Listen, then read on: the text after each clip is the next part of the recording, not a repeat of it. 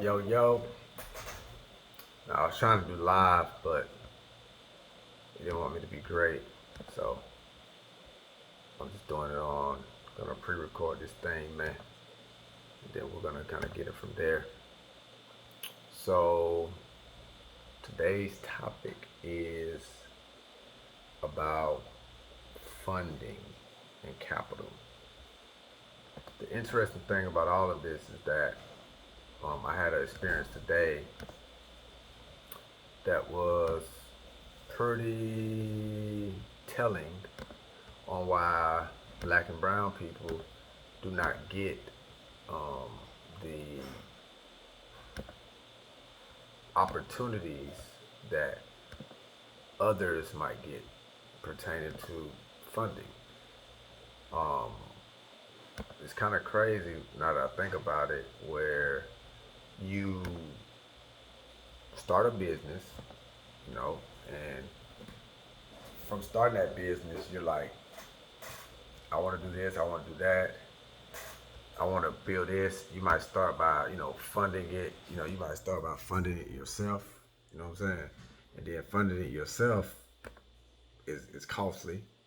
So like trying to fund everything yourself is costly. So now you're like, all right, I'm gonna go and I'm gonna try to get this loan or this bridge loan or whatever the case might be, right?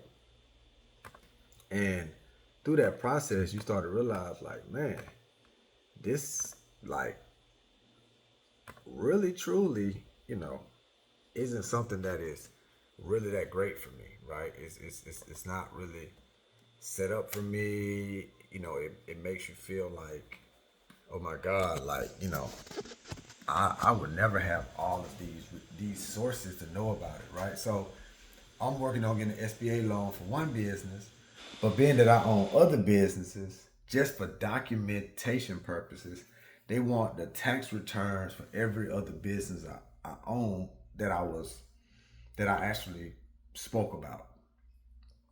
Now, where that doesn't make sense is because each one of the business that I own has nothing to do with the other business that I own. The only thing that's the connecting factor is me, right? Now, let's say if they just needed to know which other businesses I own for purposes of, verifying or whatever the case might be, right? That's cool. Now, they need 2 years of tax returns for each business. Now, if you know when you're starting a business, man, like some things you might just start. You might be like, man, I'm gonna own this. I don't even know what I'm gonna do with it yet. And it might take you 2 or 3 years before you even understand what that business is gonna do. Business ain't made no money, so you ain't really filed no taxes for it, right? Now that okay, I can understand. Need tax returns. I don't know why you need it from my business A when business A has nothing to do with business B, right? And they say it's not for collateral, it's for documentation. Then the second thing that was crazy is like the business where I'm working on the SBA loan, I literally transitioned the filing because my brother have equity in the company. So now we have an operational agreement.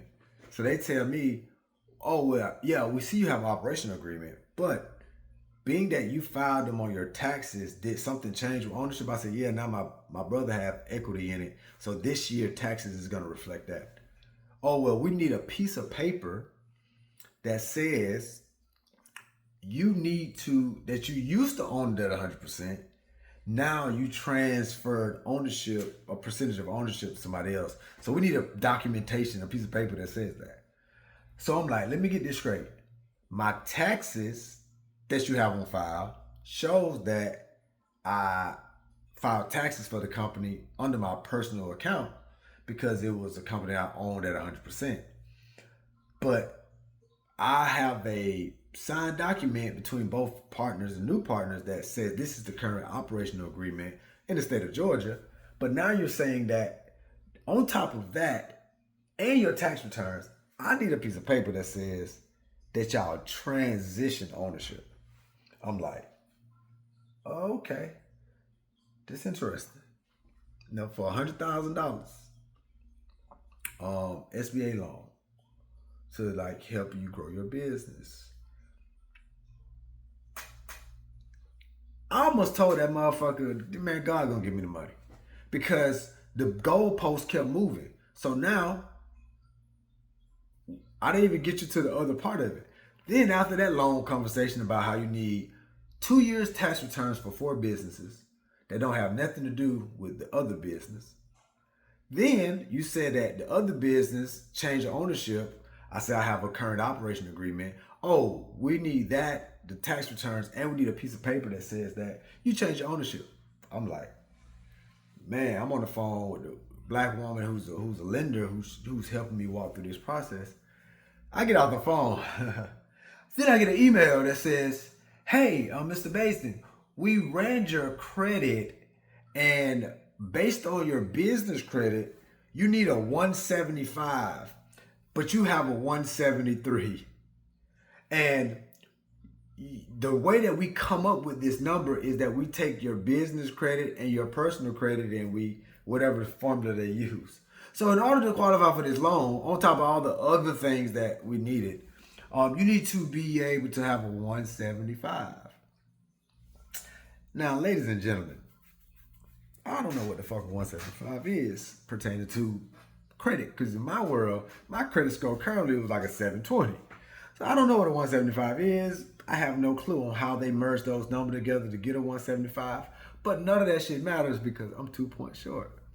So I'm like just looking at this, and it just got me to thinking what inspired this business talk is because not only do we not get the information for growth from a business perspective, so that we don't have to use our own money, so we don't have to go in so much debt, or leverage the things that we shouldn't be leveraging to build our businesses that white people don't have to leverage. Not only do that, like, if I did have the 175, then we have all of the layers of documentation they need. It don't even, this is what the SBA requires. And it comes to me, it's like,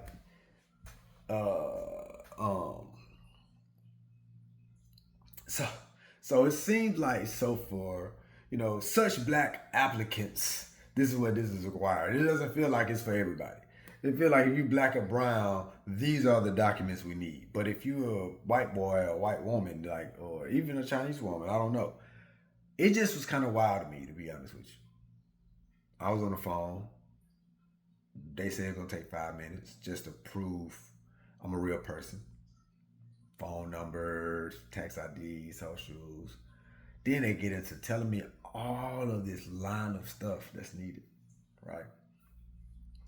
And so I'm telling the guy, I'm like, hey man, I don't want to be disrespectful or nothing, and I'm trying to go through this process because in order to be able to get $1 million of funding for your business, you got to start small. So I'm trying to start small to go through the process. And I'm on the phone, I'm like, hey sir, like, he's asking me questions like, so with this $100,000, are you gonna hire staff? Like, what are you gonna do? I'm like, I mean, I'm gonna do some remote outsourcing to get some support so I can save on the money. He's like, okay, that about how much? I said, oh, probably about $2,300, $2,500 a month. Oh, so how many people are you gonna hire? Oh, maybe thinking 3. So he started doing the math, like, oh, well, for 6 months, that's X amount of dollars. So yeah, you look like you're gonna be using about just probably like 50,000 of this. And I'm like, okay, so I don't get the whole 100,000. Now I'm confused. Do I get the 100,000, or you gonna give me 50,000? It's a lot of credit. What are we doing? Then he's like, oh well, so, and I was just like, listen, bro, we do about 2 million in revenue. I do way more marketing dollars than 100,000 or 50,000, whatever it is. He's like, oh, okay, oh well, oh yeah. I mean, so if that's the case, so yeah, you spend a lot of money. I said, yeah, man, I just spent $30,000 on marketing the last 6 weeks. So like, this money is helpful, but like, this feels like it's not for like the lot. I don't know. I'm on the phone trying not to like say nothing outlandish because, in my world, when you say stuff that sounds stupid, you get a stupid response in regard, like, you know what I'm saying? But I was professional. I didn't say nothing out of the way. Mainly because the black woman was on the phone. I was about 30 seconds from saying, hey, my nigga, Jesus is gonna give me the money. I'm out. Right? But I did say that because like I said, I'm trying to like figure out these different nooks and crannies of like systematic oppression so that I can really help people kind of like skate around it. So being that I don't need the 100,000, I do need to learn that system so that I can spread the wisdom and the understanding and the knowledge. So I do need to understand the process and the procedures. But I don't technically need the money. Um I have assets that I can leverage if I needed it, but I didn't need it. But it was just it definitely created a challenge, and it made me think about funding and capital for Black people, men and women, brown people, men and women. You have to prepare yourself, man. You gotta have your documentations in order. You gotta have your taxes done. You gotta have your operation agreements in order. Man, this stuff is such like timing, because I was just telling my team on our Tuesday meeting, or was it our Thursday meeting, like, hey, these tedious document things that we don't really like to do, that is how people validate your business, because that's the game that we have not been taught to play. We have been taught to play the document game, the Deckham to Death game. Like, those are the games that's why white collar crime or blue collar crime has been growing amongst people that are not Black, because they forge documentations. While we're doing the work, trying hard not to be being honest, we ain't forging nothing. But that's literally the game. They're forging documents, saying what they do have, what they don't have. They don't really have it.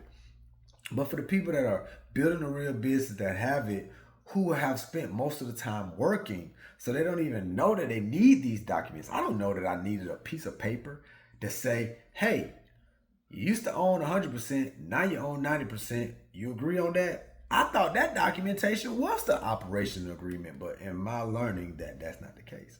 So, if you're trying to get a small business loan, there's some documentations and procedures, and try to make sure you're very precise about the information you give you, because for documentation purposes, they're going to ask for tax returns.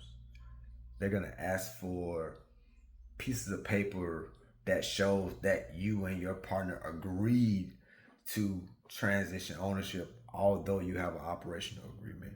You need a score of 175 to qualify for a SBA loan.